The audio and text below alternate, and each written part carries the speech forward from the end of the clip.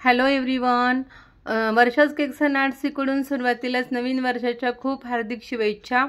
आज माझ्या मैत्रिणींनी मला विश करण्यासाठी फोन केल्यानंतर मला समजले की तिच्या सासऱ्यांचा आज वाढदिवस आहे आणि मग मी त्यांना सरप्राईज देण्यासाठी केक बनवायचे ठरवलं। 6 इंचच्या टीनमध्ये मी चॉकलेट बेस करून घेतला आणि असं 3 एकसारख्या त्याच्या लेयर्स करून घेतल्या। तर हे बघा, आणि चॉकलेट शुगर सिरपने मी त्यांना सोक केलं आणि चॉकलेट गनाश करण्यासाठी माझ्याकडे टाईम नव्हता, तर मी चॉकलेट सिरपचा यूज केला।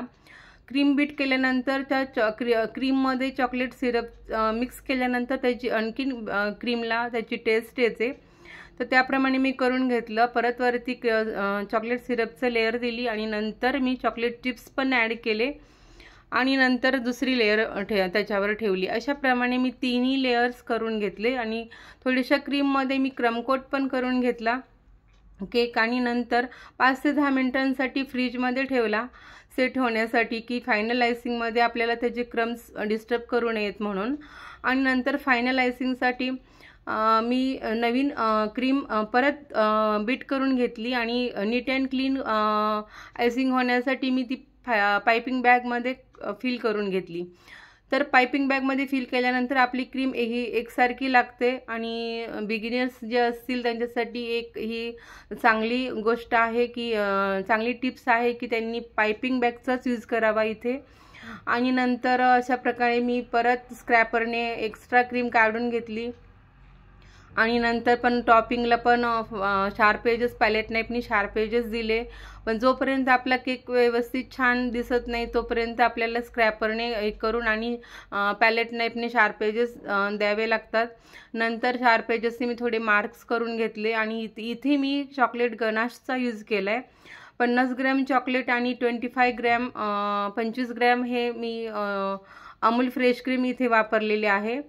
आणि अशा प्रकारे चॉकलेट गनाश तयार करून नंतर ते मी केकवर त्याचं थोडंसं लेयर्स दिली आणि दोन्हीकडे पॅलेट नाईफनी एकसारखा त्याचा एकसारखा स्प्रेड केला आणि नंतर थोडेसे ड्रिपिंग पण दिले की जेणेकरून आपला केक व्यवस्थित छान दिसेल।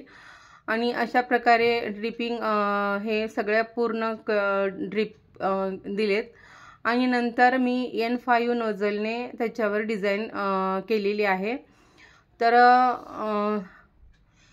N5 नोझलचं मी इथे यूज केलेलं आहे आणि नंतर माझ्याकडे जे सिलिकॉन मोल्डमध्ये मी चॉकलेट कॅडबरी ठेवलेले होते आणि ते चॉकलेट डस्टचा यूज करून कॅडबरी असे मी बनवून ठेवते, कारण की जरुरीच्या वेळेस जेव्हा घाईचे केकचे ऑर्डर्स असतात त्यावेळेस त्याचा यूज करता येतो, म्हणून मी बनवून ठेवलेल्या होत्या। त्याच कॅडबरी मी इथे यूज केल्या आणि अशा प्रकारे केकमध्ये ठेवून नंतर चॉकलेट्स बॉल्स साईडला स्प्रिंकल केले आणि त्यानंतर हा आपला चॉकलेट केक हा तयार झाला। हा बघा किती छान आहे, चॉकलेट केक बनवलेला आहे। मग मी हा केक घेऊन गेले माझ्या मैत्रिणीच्या घरी, तिथे बर्थडे सेलिब्रेशन झालं। माझ्या केकची डिझाईन आणि माझा केकची टेस्ट ही त्यांच्या घरच्यांना सर्वांना आवडली। त्यांच्या चेहऱ्यावर खूप छान आनंद वाटला आणि ते पाहून मला खूप समाधान वाटले। त्यामुळे लाईक करा, शेअर करा आणि सबस्क्राईब